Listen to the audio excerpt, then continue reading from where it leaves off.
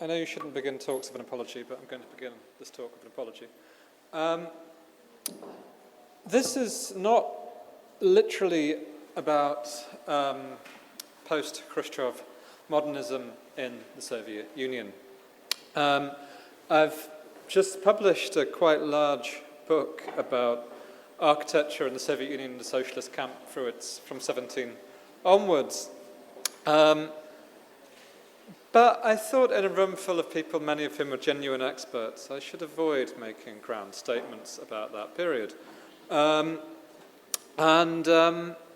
instead, and I sort of was coming up with sort of various sort of ideas of things, some of which I maybe slightly regret not doing, such as the metros of the 1980s, which someone needs to write about. But what I'm going to talk about instead is the relation or lack thereof between parts of the West and the Soviet Union in precisely this period.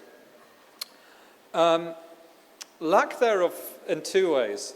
First of all, I'm talking about Great Britain, which of all major European countries had the smallest and least influential communist movement. It reached its peak in 1945 with 50,000 members and 2 members of parliament in Fife, a mining area in central Scotland, and in the East End of London. At the same time, the Italian Communist Party had 3 million members and was topping the poll in France. You know, so the difference is pretty vast. So the other way in which this is marginal is that I would argue that there is no era in Soviet architecture that was of less interest to the West than that of 1954 to 1991. At this point, interest almost ceased. There are exceptions to that, and some of which I know you will tell me afterwards. But I think by and large, this sort of almost disappears at this point. If it's noticed, there's a kind of like, right, so they're doing Miesian towers and slab blocks of flats now. How boring. So are we. You know, or even noticing it at the point when it was being abandoned in the West. This is a very unfair characterization of that period, but I think it's worth stressing that the interest was not mutual during this period. The kind of re-engagement with American or European or Brazilian architecture after 1954 was not reciprocated. However much it was not reciprocated, there were certain sort of strange parallel developments. Developments which first are kind of directly engaging and then start to engage with the past. And that kind of, in a sort of similar way to the way David talked earlier on about the kind of ghost of the Soviet avant-garde, the achievements of the 1920s are precisely those that are most obsessing Western architects during the kind of Soviet modernism II period, as it were. There's also a sense in which, I think in Britain in particular, the very small communist movement was more linked with architecture than any other discipline. Of all professions, probably the profession that had the largest communist membership in the UK was architects. There was a quite large quantity of influential communist architects in Britain.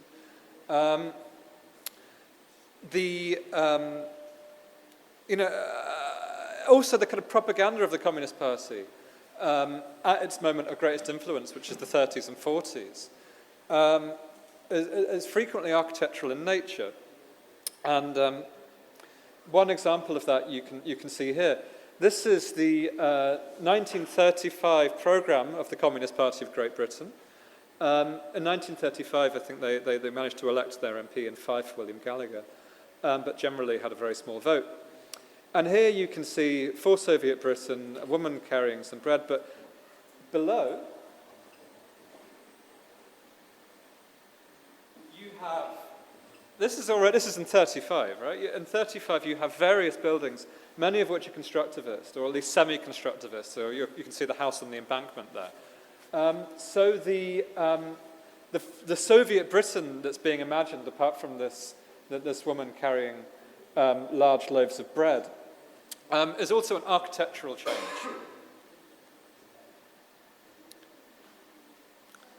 This is a place that was originally called the Lenin Estate. This is pre-socialist realist. This is a housing estate in Bethnal Green in East London, one of the areas which elected a Labour MP much later, a Communist MP, interesting slip, elected a Communist MP in 1945, a quite poor working class area with a quite large Jewish population. And the Lenin estate was built early 20s on a very, very traditional plan. Perhaps this is what socialist realism may have looked like if we'd ever genuinely had it, I don't know. But it precedes socialist realism by about a decade. After a huge controversy in the tabloid press, it had to be renamed the Cambridge Heath Estate, which is what it is still known as, although the original building for a couple of years was the Lenin Estate. But that close association between modern architecture and communism in the United Kingdom comes partly from the fact that modern architecture was a direct importation in Britain. And this sounds very paradoxical, the home of the Industrial Revolution and so forth. Also the home of Charles Rennie Mackintosh and other architects that were influential on the formation of the modern movement. The modern movement did not emerge organically in Britain. And this is a really, really key point. The modern movement emerges when Walter Gropius and Eric Mendelssohn come to Britain after 1933, and probably much more importantly, when the kind of roving Soviet architecture propagandist Bertold Lubetkin moves to London the same year. No, actually 32, I think.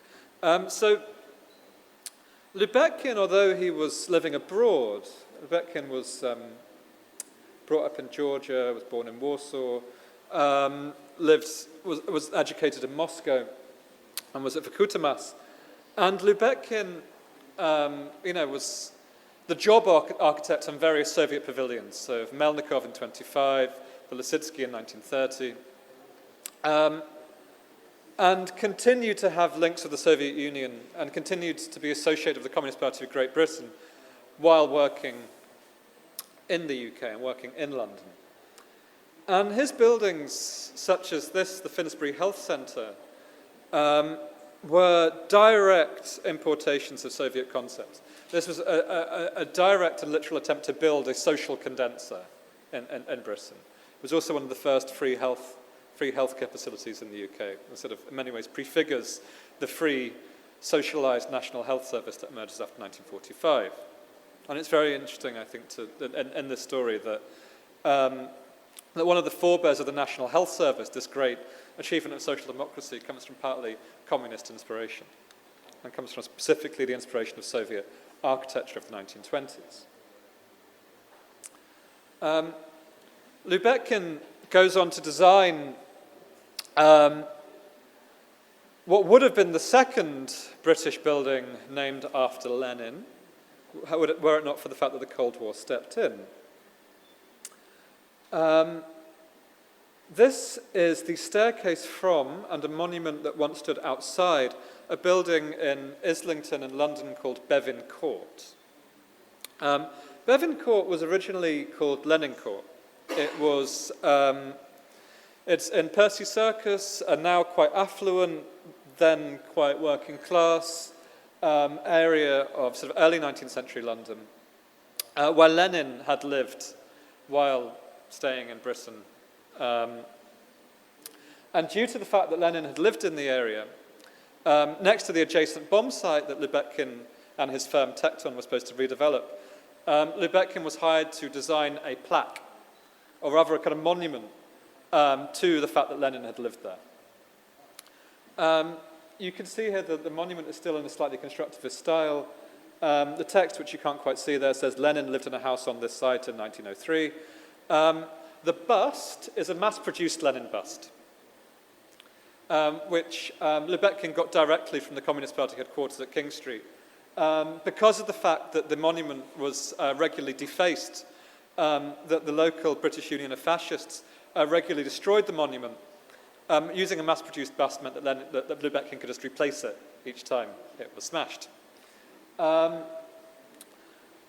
The monument was only taken down in 1949 when the development of the Cold War, in which Britain was quite paramount. I think Britain had as much role in the Cold War in many ways as the United States and the USSR. The development of the Cold War meant that naming things after Lenin and having monuments to Lenin was no longer politically okay. So this building, with its quite impressive constructivist staircase and its monument to Lenin, was rechristened Bevin Court after Ernest Bevin, the founder of NATO. If anyone created NATO, it was Ernest Bevin, who was Foreign Secretary at the time. Described the point of NATO as to keep the Germans down, the Americans in, and the Russians out.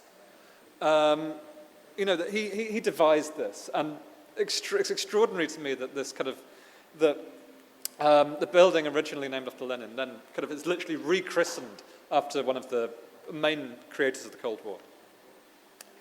Around the same time this is happening, a metro station, or rather tube station, is built in London, codenamed Moscow. This is Gants Hill Station in the kind of suburbs of East London. And in many ways, in a certain sense, this is something coming full circle. As many of you will know, one of the projects that was influential on the Moscow Metro was Piccadilly Circus in London. Station opened in 1929 with travertine-lined walls and quite deep escalators. And the engineers that were pressing for escalators in the Moscow Metro were specifically pointing to Piccadilly Circus as an example, as the most modern, most developed, most beautiful underground station. And then, of course, they take that model and they took it somewhere quite different. The kind of large vaulted halls of the Moscow Metro had no precedent in London whatsoever. So this is a sort of backwards tribute to the Moscow Metro. The design is from 1946, it's finished 3 years later. So it's, again, it kind of originally designed at the very height of Soviet-British friendship. And has all the same things, the coffered ceiling, the uplighting and at the sides, the spaciousness, is all very, very directly modeled after Moscow. The seats with the uplighters were added in the 1980s, I think as an even more direct tribute to the Moscow Metro. It's already modeled after the Moscow station, but with that addition, that kind of more subtle tribute becomes very, very obvious. It's very, very clear at this point what they're modeling after. These two very explicit examples of a link between Soviet architecture and British architecture. After this, it becomes much, much more implicit. These are straightforward. These are obvious tributes.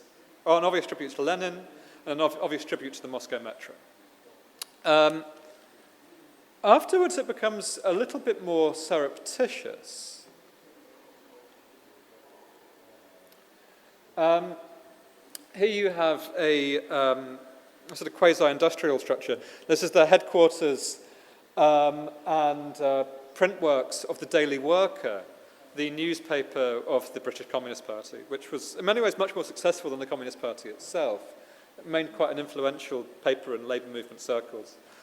Still is in certain respects. It was renamed the Morning Star about 40 years ago, but it's still, read by trade unionists and not really anyone else. This building still exists, although it has been so extensively remodeled that it's completely unrecognisable. And was designed by another emigre, this time from Hungary, and again very closely linked to the Communist Party, the architect Erno Goldfinger. And Goldfinger is now very well remembered and is rather a cult figure for his high-rise housing, particularly the Trellick Tower and the Balfron Tower. But this building kind of declined and was then forgotten, and was then so extensively, barbarously, redeveloped that it's unrecognisable. A more subtle example is a movement in architecture that was known at the time as the New Empiricism. The new empiricism was an attempt at being, I think you could say, national informed socialist in content in British architecture. That many architects that have been very closely associated with a very kind of constructivist or Le Corbusier influenced architecture in the 30s moved towards a sort of softening and anglicizing of modern architecture. And many of those architects are either associated with the Communist Party or are actually members. Lubetkin, after 1945, moves very much in this area, as does the architect and party member Frederick Gibbard. And Gibbard was one of the most influential architects of post-war Britain and is very seldom mentioned. I think he's a quite kind of seen as a quite bureaucratic figure, but designed lots of the most important projects of the period, such as Liverpool Cathedral and Harlow Newtown. And this is the Lansbury estate, again in East London. And here you can see certain aspects of modernism, pilotis, pedestrian precincts, orientation towards the sun and so forth, are combined with figures taken from the British, specifically British architectural past, particularly Georgian architecture. These bow windows are a direct borrowing from the 18th century Georgian classical tradition, as are the chimneys, the brickwork, also this kind of more decorative brickwork. This, architecture does bear certain resemblances and ethos to certain aspects of socialist realism. The major difference is that it's never monumental. In fact, it's some of the least monumental architecture ever built in Britain. Probably the nearest thing to a monument built in this period and built by this particular trend is I'm going to be a lot longer than that, is the Royal Festival Hall in the centre of London. This disappears, or rather is deeply affected by Khrushchev's 1954 resolution. Here you have an example of the new empiricism and an example of the new brutalism, a movement that developed an explicit opposition to it. And in the article, later expanded into a book, which defines this, the critic Rainer Banham specifically draws attention to the communist politics of the architects of the new empiricism. So the buildings at the top here, this is the Alton East Estate, designed from the mid-1950s onwards by the London County Council, designed by architects, all of whom were members of the Communist Party. And it again has references to the Georgian tradition, has references to the picturesque tradition, at the same time as employing various things which would not have been, featured in the Soviet repertoire after 1932, such as tower blocks, an avoidance of streets, an avoidance of the Beaux Arts tradition, but still traditionalist in certain respects. Banham claims in the New Brutalism that the 1954 resolution embarrassed these architects deeply, that they were no longer able to appeal to the Soviet example or follow the Soviet model of sort of referring to national tradition and referring to populist taste. Instead you had a turn towards a much more unadulterated modern architecture that recalled the 1920s and tried to extend the 1920s and 1930s while ignoring the 40s and early 50s as a sort of deviation. And it's interesting that Banham defines this in a quite McCarthyite way. I mean, the new brutalism is actually quite red-basing in the way it specifically attacks the communist architects for their particular style, which Banham describes as people's detailing. This is a bit dark, oh well. But those very architects that attack people's detailing and attack the architects of that are affiliated with the Communist Party actually are the first to revive the 1920s. Alison and Peter Smithson, the most prominent brutalist architects, published a special issue of Architectural Design on the heroic age of modern architecture, and actually publish, in many ways, for the first time, and things like Melnikov and Ginsberg and so forth. And these things start to appear in projects. In James Sterling and James Gowan's Leicester Engineering Building at Leicester University, The lecture theatre, which you can see just below there, was very obviously borrowed from the Rusakov Club. The glazed stairwell is borrowed from the Moscow Planetarium. These were both in the issue of architectural design, and Sterling and Gowan stole them, quite literally, borrowed them. And it's intriguing in many ways that these forms then later recur in the Soviet modernism of the 60s and 70s and 80s, that borrowings from James Sterling are actually quite frequent, I think, in that era in the Soviet Union. Here you have a housing estate in North London by the architect Dixon Jones, which specifically borrows from the Narkomfin building. Here you have, this is a much later version, the same architects later designed the reconstruction of Tatlin's Tower that was part of the Hayward Gallery's Art and Revolution exhibition, which David has already drawn attention to. But the last two examples I want to talk about are about the way that retro culture starts to sort of take over this, the sort of reinvestigation of the heroic age of modern architecture. That Sterling is nicking various things, is stealing various things from the Soviet 1920s and assembling them in a way that does not look retro. The Leicester Engineering Building is not a retro building.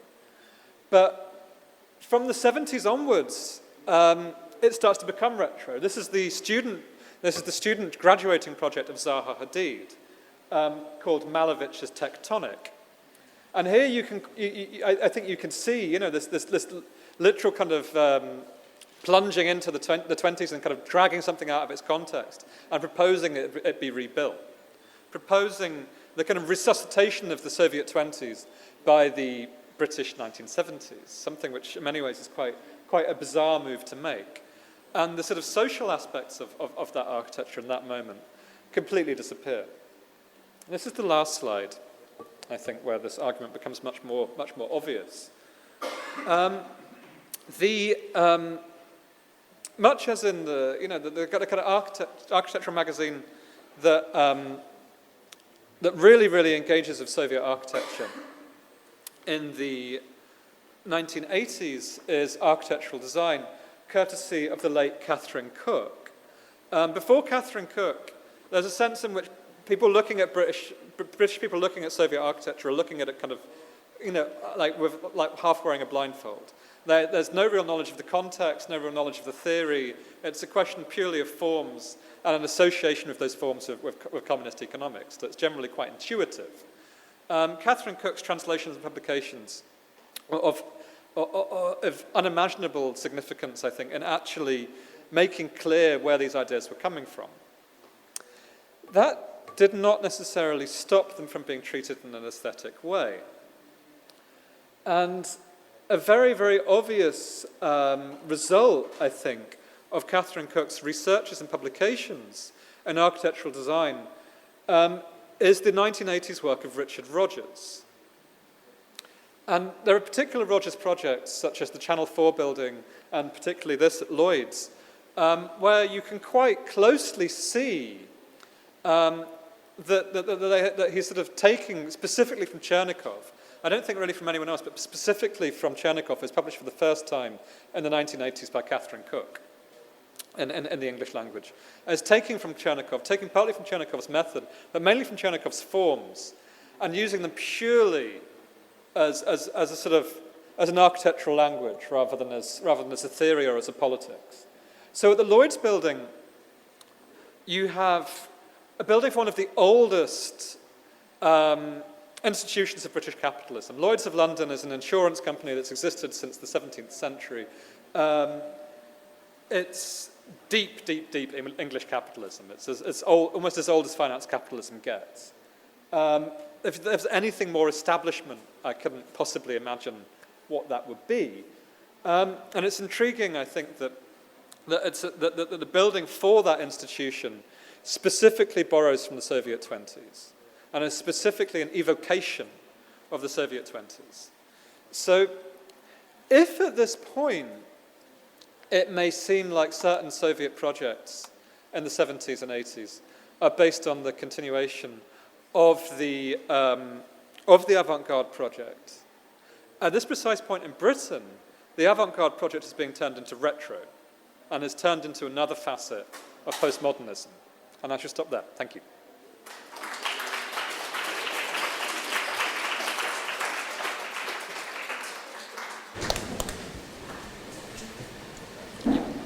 do that very fast. Thank you. If it's so complicated to relate the British neo-empiricism to this story with the relations to the Soviet Union, wasn't then it a more important example for British left-wing architects, another version of socialism, what was developed in Sweden? And this is in many ways what's less significant is where they get those forms from, which I agree totally is from Sweden. But the way that Banham and the brutalists claim that they got it from the Soviet Union, that they specifically go, the Smithsons and Banham specifically go, these people have party cards, therefore they're Stalinists, therefore their architecture comes from the Soviet Union, and now the Soviet Union's doing pure modernism again, ha ha ha. It's a kind of, the brutalism kind of begins with this act of McCarthyism, which I think is really, really fascinating. But the actual architecture comes far more from Sweden, definitely.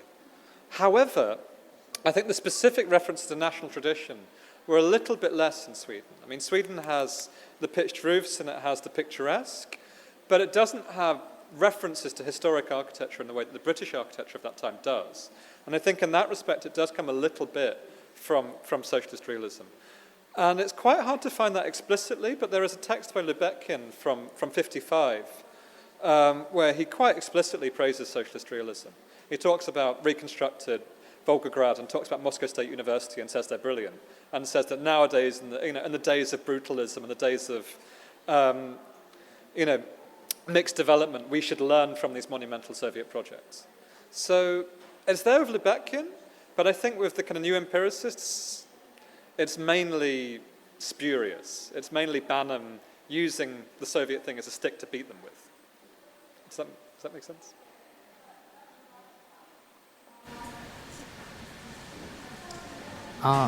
In 2000, there was an impression, I don't know whether it's right or wrong, that there's a certain degree of revival of left movement in Europe, all over Europe, like New Left, like Occupy movement, things like that.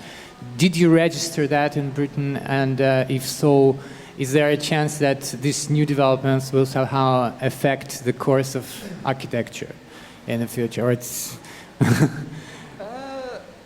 not historical enough. Do I think the contemporary New Left will become interested in...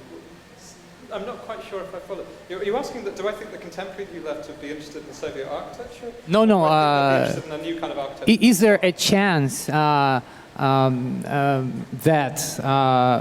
left movement will be active enough to influence the development of architecture from now onwards, let's say? Like your evaluation of political situation in Britain, you said that British Communist Party was the weakest, and what's the situation now? The British Communist Party has less members than there are people in this room. But the Labour Party has, of course, just elected a much more left-wing leader, who is a social democrat rather than a communist, but he's very much on the far left of social democracy. I don't know whether or not that would have specific architectural results. It's very, very, very early to say. I mean, in the last 2 decades, the place, globally where there has been a very influential left that's been in government has generally been Latin America, and there the example is so specific, it has such specific problems to deal with, such as informality and so on, that it's a strange place that I don't know if you could point to that as a place going, here is where a new architecture is going to come from. And the rest of the world, it's really, really hard to say. You need, to influence architecture, and even more to build, you need power, right? The left, even now that it's growing to a great deal in Europe, is still a long way from power. So I have no idea. I look forward to it.